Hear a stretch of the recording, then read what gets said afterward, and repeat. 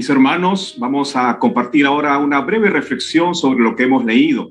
Como ustedes saben, esto es parte del primer capítulo de la primera carta que el apóstol Pablo le escribe a una comunidad, a una iglesia que experimentaba no solo bendiciones de Dios, que eran en abundancia, sino como cualquier iglesia, como cualquier comunidad de cristianos, también enfrentaban dificultades y problemas.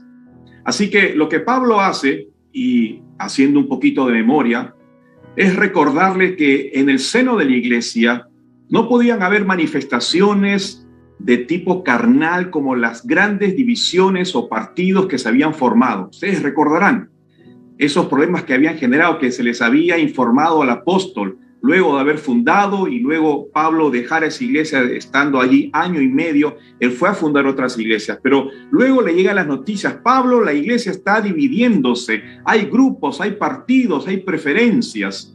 Y entonces Pablo envía esta carta para no solo mostrar su afecto y su cariño, como vimos en los primeros versos, sino para poner solución a problemas que pueden dividir la iglesia y pueden herir corazones.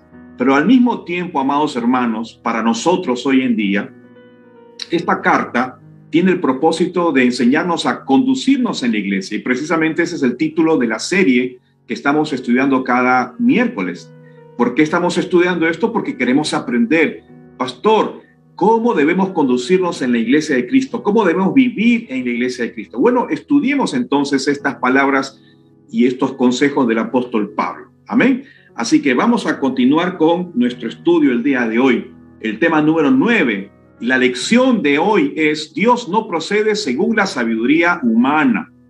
Qué buena lección. Qué importante para nosotros los hombres que creemos tener sabiduría y que a veces hacemos alarde de saber mucho. Y aquí lo que el Señor quiere enseñarnos es de que Dios, cuidado, no procede, no actúa, no se mueve como nosotros creemos que debería moverse, actuar o proceder, no según nuestra sabiduría. Pastor, ¿esto es relevante? Sí es relevante, es muy importante, porque nos evitará grandes problemas. La gran debilidad, ustedes estarán de acuerdo conmigo, la gran debilidad del ser humano en el tema intelectual es el orgullo. Los hombres, por naturaleza, hombres y mujeres, me refiero al género humano, somos orgullosos, y sobre todo con lo que piensan, con las ideas. Y esto del orgullo respecto a lo que uno cree, a lo que uno piensa, ¿no es cierto?, se ve en distintos ambientes, en distintos ámbitos de la vida. En las universidades hay una competencia por quién demuestra que sabe más. En las profesiones, ¿no es cierto?, en los trabajos, usted debe saber que siempre hay quien se muestra como el que sabe más. O hasta en la propia casa, ¿no? A veces un miembro de la casa tiene esta tendencia a mostrarse como el que más sabe, como el más sabiondo de todos, ¿verdad? Y eso incomoda, eso divide, eso genera distanciamientos entre los miembros de la iglesia o en los hogares. Ahora, siempre creen tener la razón. ¿Ha notado usted personas como estas? De repente hay alguien cerca de usted. Siempre creen tener la razón, incluso respecto, y miren la osadía, respecto a lo que Dios debería hacer, a lo que Dios debería normalmente haber hecho. ¿Qué cosa?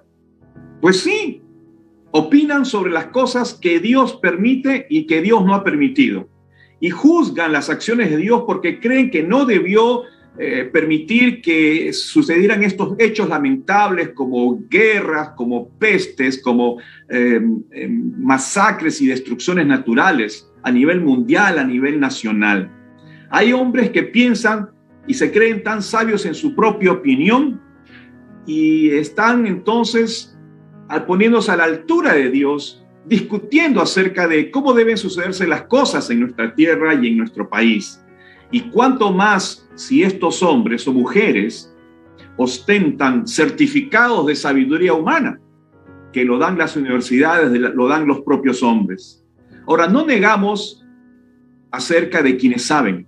No estamos en contra del estudio. No estamos en contra del desarrollo intelectual. El problema es que mucho de las dificultades a las que está haciendo alusión Pablo se refiere básicamente no tanto al qué de las cosas, sino al cómo de las cosas. La gente sabe mucho del qué de las cosas o el porqué de las cosas, pero no sabe cómo conducirse, no sabe cómo comportarse y no sabe cómo reaccionar frente a la manifestación, por ejemplo, de la gracia de Dios. Por eso, lo que Pablo quiere enseñar aquí es que, aunque hay muchos sabios, Dios no procede según la sabiduría humana. Por ejemplo, los hermanos de la iglesia de Corinto consideraban que el mensaje de la cruz, como lo vimos la semana pasada, este mensaje, este evangelio de anunciar el amor de Dios manifestado en Jesús como Salvador, pero muriendo en una cruz, eso era una locura. Y dijimos que para los griegos y para su sabiduría y para su sensibilidad y para sus creencias, el concepto de la muerte en cruz era una cosa irresistible, no se podía resistir, es decir, insoportable. Y para los judíos, pues eso era humillante, y además no aceptaban que ese Mesías que había, supuestamente Mesías que había muerto en la cruz, entonces podía ser el mensajero del amor de Dios. Para la sabiduría humana, entonces, de ellos que enseñaban y daban lecciones, pues era una locura.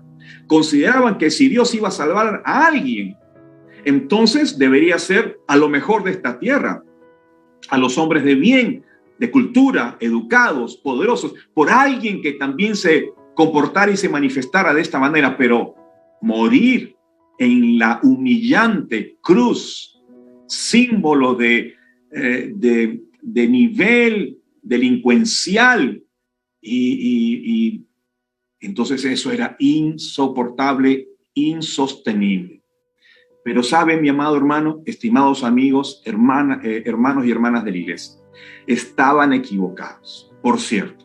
Y Pablo quiere corregir esa terrible forma de pensar que traía tanto daño a la familia de la iglesia. Recuerden, esa forma de pensar generaba divisionismo, generaba desunión, generaba el clasismo, ¿no es cierto? Clases, yo soy de este grupo, yo soy de este grupo, o preferencias por líderes humanos. Eso hace a una iglesia débil y no puede dar ningún testimonio ante la comunidad del mensaje poderoso del amor y de la unidad que debe consistir la iglesia. Entonces, ¿cuál es el peligro de esto? ¿Qué sucedió en el primer siglo? ¿Cuál es el gran peligro que estamos ahora abordando? Que también puede repetirse con nosotros. Podría repetirse contigo. Podríamos estar en los mismos zapatos de esos hombres que mostraron tanto orgullo intelectual. Y eso generaría daño. Y creer que Dios no obra correctamente como debería hacerlo, como yo creo que debería hacerlo. Entonces, ¿cómo poder evitar una actitud que se asemeje o que parezca a un terrible orgullo intelectual? Bueno, creo que hay unos consejos importantes en estos versículos que ha leído nuestro hermano. El primero de ellos, anótalo por favor, tiene que ver con considerar tu propio llamado a la salvación. Pablo lo que hace es, consideren ustedes, les dice a los hermanos de Corinto, su propio llamado a la salvación. Mira el verso 26 cómo inicia. Pues mirad, hermanos, vuestra vocación. ¿Cuál es el ejemplo de Pablo para explicar su lección? Bueno, la iglesia misma. Él les dice, ustedes son el mejor ejemplo para demostrar que esta actitud de soberbia intelectual no es la correcta. Entonces ellos se quedan sorprendidos. ¿Cómo, Pablo? ¿En qué sentido nosotros somos el ejemplo o la respuesta? Y Pablo les dice, miren, presten atención. Y esa palabra mirar significa presten atención. Observa con atención. Piensa, reflexiona. ¿Te acuerdas en el Nuevo Testamento cuando Jesús enseñó y dijo, mirad las aves del cielo, mirad los lirios del campo? Y lo que estaba haciendo es, observen cómo esos animalitos no trabajan, pero siempre tienen alimentos. Observen estos lirios del campo que no tejen ni hilan, pero siempre andan bien vestidos. Y lo que el Señor estaba diciendo no es que te quedaras mirando, sino que reflexionaras en cómo es esto posible. y esa reflexión te hiciera pensar, bueno, si Dios tiene cuidado de esas aves, si Dios viste a los lirios del campo de esa manera, vas pensando, vas reflexionando y vas cayendo en cuenta, entonces Dios también me puede cuidar a mí. Eso era el mirar. Pablo, ¿qué dice aquí? Cuando tengas estas tentaciones o cuando te asomes a sentir este orgullo intelectual, a creer que Dios se equivocó en sus acciones y en sus decisiones, es hora de que mires tu propio llamado, cómo se realizó. Porque la palabra vocación que usa Pablo aquí no se refiere a la vocación, ¿no es cierto?, para ser militar, para ser un carpintero, para ser un médico. No se refiere a la vocación para un oficio o una profesión. Aquí la palabra vocación es el llamado de Dios a la salvación que les hizo a esos hermanos de Corinto, que te hizo a ti, que me hizo a mí. Entonces lo que está diciendo Pablo es, considera cómo Dios te ha llamado. Vuelve a ese momento cuando el Señor te llamó a la salvación. Recuerda, Dios llamó a griegos y a hebreos, a judíos y a gentiles para formar la iglesia, y te llamó a ti y me llamó a mí. Ese es el llamado, esa es la vocación a la salvación. Lo primero entonces es, reflexionemos sobre ese momento tan especial. ¿Tú recuerdas? ¿Recuerdas ese momento cuando tomaste la decisión de ser cristiano? Por supuesto, yo lo recuerdo. Y me acuerdo con tanta nitidez el momento, la circunstancia, la tristeza que embargaba mi corazón por un golpe muy fuerte que tuvimos como familia, a la muerte de quien resultó una persona amadísima por nosotros, que era nuestra abuela, en este caso, madre de mi padre. Toda esta circunstancia derivó, para ahorrar tiempo, en la gran necesidad de buscar a Dios. Y en ese contexto, entonces la salvación viene a nuestra casa hace muchos años atrás. Y yo recuerdo lo que implicó esa salvación para mi vida personal. Y entonces recuerdo ese momento, recuerdo la fecha, recuerdo el momento, recuerdo la noche de la prédica y recuerdo el lugar exacto donde esto sucedió. ¿Qué nos está diciendo Pablo? ¿Por qué no recuerdas un momento, aquel tiempo tan especial cuando Dios te llamó a la salvación? Este es el primer paso. Esto significa detenernos para ir un momentito al pasado y recordar ese momento. Y esto tiene un propósito. Por eso, lo segundo que tenemos que hacer es recordar quién eras antes de ese llamado a la salvación. La segunda parte del verso 26 dice claramente, recuerda, ¿no? Mira tu vocación, que no sois muchos sabios según la carne, ni muchos poderosos, ni muchos nobles. Pablo está diciendo ahora, ¿ya recordaste ese momento de tu salvación? Sí. Bueno, ahora recuerda quién eras antes de conocer a Jesucristo como Salvador. Y entonces, si somos honestos y si hacemos una observación y una reflexión y un recordar, entenderemos entonces quiénes éramos. Y Pablo les recuerda, ustedes no eran ni sabios, ni poderosos, ni nobles. ¿O estoy mintiendo?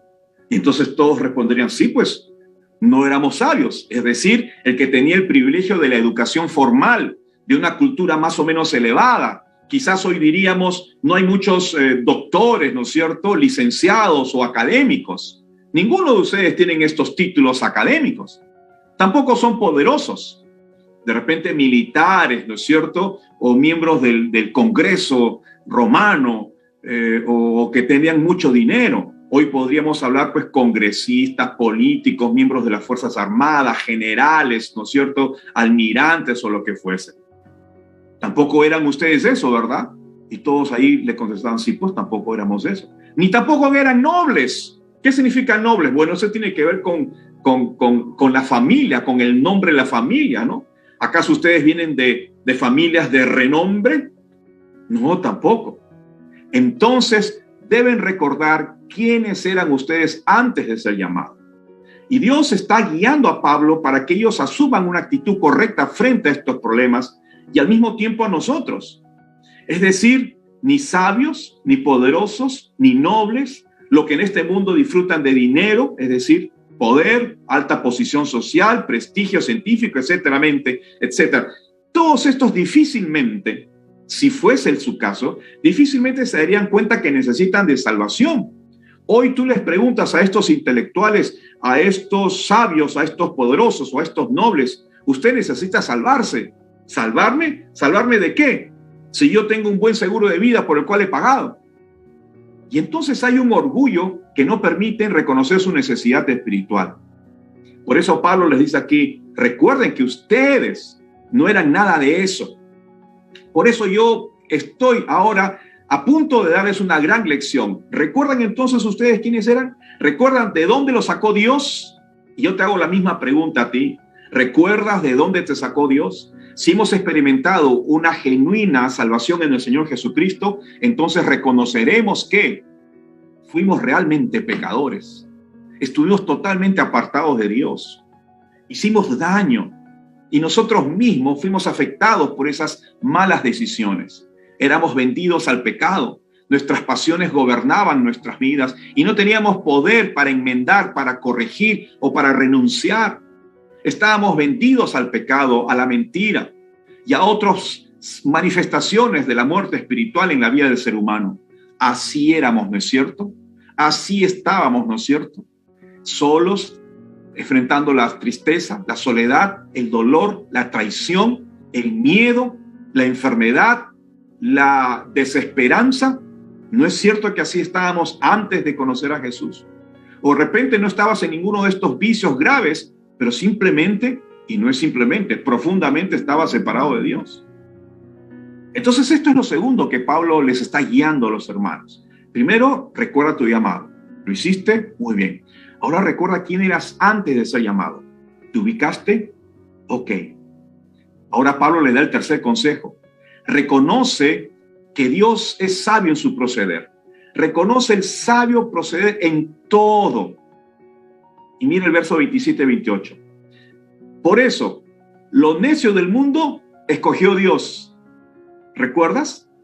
Ni a los sabios, ni a poderosos, ni a nobles, ustedes no son nada de eso, sino que lo necio del mundo escogió Dios para avergonzar a los sabios, y lo débil del mundo escogió Dios para avergonzar a lo fuerte, y lo vil del mundo y lo menospreciado escogió Dios, y lo que no es para deshacer lo que es. En otras palabras, les estaba diciendo que ustedes eran lo necio del mundo, lo débil del mundo, lo vil del mundo, lo menospreciado del mundo y lo que no era. Y a ustedes se les manifestó la gracia y el amor de Dios y la salvación. Recuerda este verso y recuerda lo fuerte y lo real y lo claro que era el apóstol Pablo. Ustedes no eran nada de esto. No tenían ningún tipo de valor según el hombre. No tenían ningún reconocimiento según los criterios humanos. No tenían ninguna valoración según el perfil humano. No eran dignos de nada según el criterio humano. Porque éramos necios en nuestra terquedad, en nuestra torpeza y nuestras decisiones. Éramos débiles porque no teníamos fuerza para vencer el pecado, para ser honrados, para ser correctos. Éramos lo vil del mundo, que era lo opuesto a una vida piadosa y santa. Éramos los menospreciados, es decir, no apreciados por la sociedad. No teníamos títulos honoríficos, no teníamos dinero, buena ropa, buen nombre, buen vestir. Y éramos prácticamente nada. Eso es lo que dice Pablo. Y Dios les escogió no siendo nada, más bien siendo todo esto para, dice Pablo, y ahí mira el texto, para derribar toda sabiduría humana, todo criterio humano. Y si tú pensabas de otra manera, Dios dice, yo no pienso así. Seguramente tú pensabas que lo necio no puede ser salvo. Lo débil de este mundo que escogió Dios no puede ser salvo. Lo vil de este mundo no puede ser salvo. Bueno, esa es tu forma de pensar, dice Pablo. Pero Dios piensa distinto. Y escogió a lo necio, a lo débil, a lo vil, a lo menospreciado y lo que no es, como dice el versículo, para avergonzar a los sabios, para avergonzar a los fuertes, para deshacer lo que no es. Y mira cómo reitera, para avergonzar a los sabios, a esos que pensaban que Dios no debería salvarlos. Bueno, los salvó. A esos que pensaban que solamente a los fuertes debería salvar, Pues no, salvó precisamente a los débiles. Aquellos que pensaban que, bueno, la salvación la merecen, aquellos que son algo, bueno, se equivocan, porque Dios escogió a los que no son nada. Gloria a su nombre. No éramos nada sin Dios, nada sin el Señor, nada sin Cristo, condenados a una muerte espiritual eterna, separados de su gracia y de su gloria, sin esperanza, sin fortaleza, sin valor ante los ojos humanos, pero no ante los ojos de Dios. Por eso que dice Pablo, ustedes son el mejor ejemplo para demostrar que como la gente, así no piensa Dios, que Él no procede según la sabiduría humana. Todo esto es contrario a la lógica humana. Todo esto es contrario a la sabiduría humana. Y es precisamente la forma en que está demostrando que aunque el ser humano es vil, necio, débil, pecador, menospreciado y nada, la gracia de Dios puede hacer de esa vida humana una nueva creación, un hijo, una hija de Dios, y elevarlo al rango de servidor del Señor y de hijo de Dios. Y de esta manera está derribando toda sabiduría humana. ¡Qué locura!, decían los griegos. ¡Qué locura!, decían los hebreos. ¡Qué torpeza!, decían los hombres no arrepentidos. Y por último, Pablo les lleva entonces al paso final. No solamente piensa en tu llamado a la salvación. ¿Te acuerdas? Sí. Ahora piensa lo que tú eras antes. ¿Te acuerdas? Sí. Y reconoces que no eras nada importante como para que Dios se fijara en ti. Sí, no era nada importante. Muy bien, ahora Pablo termina con la cuarta lección. Humíllate ante la sabiduría de Dios. Hermano y hermana, hermanos de Corinto, humíllense ante la sabiduría de Dios. Verso 29. Todo esto a fin de que nadie se jacte en su presencia. ¿Cuál es la gran finalidad de reconocer que no somos nadie y que sin embargo Dios se manifestó? Es para derribar y demostrar que la sabiduría humana no tiene ningún valor y ninguna competencia con la suprema sabiduría de Dios. La verdadera sabiduría viene de un corazón quebrantado y no del cerebro. Por la sabiduría no se llega a Dios. Oyente, si tú estás pensando porque eres inteligente, porque tienes un mérito, porque tienes un título, entonces mereces tener comunión con Dios, no es así. Lo que se necesita de ti es un corazón quebrantado. Dios salvó al mundo precisamente por medio de lo que el mundo tenía por locura, la proclamación del mensaje de la cruz. Y nosotros como iglesia anunciamos el mensaje de la cruz, es decir, no solo el sufrimiento humano en la cruz que le costó a Jesús, sino la obra completa de lo que significó esa muerte, pagando Él el precio de tu pecado y de mi pecado, tomando Él tu lugar y mi lugar para que pudiéramos nosotros disfrutar de la salvación que Él consigue al morir en nuestro lugar, tomando nuestro lugar, siendo nuestro sustituto. Por tanto, Dios no elige según nuestra lógica. Dios no procede según nuestra sabiduría humana y Dios no actúa según lo que tú crees que debe actuar. Gran lección para nuestra vida. Entonces hay que humillarnos ante ese proceder de Dios, ante esa sabiduría de Dios. Pastor, ¿y eso cómo lo aplico a mi vida? Amado hermano, no hay circunstancia en tu vida en la que la sabiduría de Dios no esté detrás. Tal vez tú piensas, no debería haberme pasado esto. Sin embargo, Dios lo ha permitido porque es sabio. Así que las lecciones son sencillas y claras. Concluyo recordándote estas lecciones que fueron para los corintios, pero también para nosotros. Número 1, considera tu propio llamado a la salvación. ¿Cuándo ha sido la última vez que lo has hecho? Tal vez lo puedes hacer esta noche y darle gracias a Dios por esa eterna salvación. Recuerda de dónde te sacó Dios, quién eras antes. Reconoce que Dios fue sabio en su forma de proceder, ¿verdad? Tal vez circunstancias difíciles o aún estas que tú puedes estar viviendo, reconoce que hay sabiduría en su proceder. Y por tanto, humíllate. ¿Qué significa humillarse, pastor? Sujetarnos, someternos y aceptar el plan sabio de Dios para tu vida. ¿Lo has hecho? ¿Lo quieres hacer? Amada iglesia, aprendamos a conducirnos en la iglesia de Cristo según estas enseñanzas de Pablo. Nunca olvides, Dios no procede según la sabiduría humana.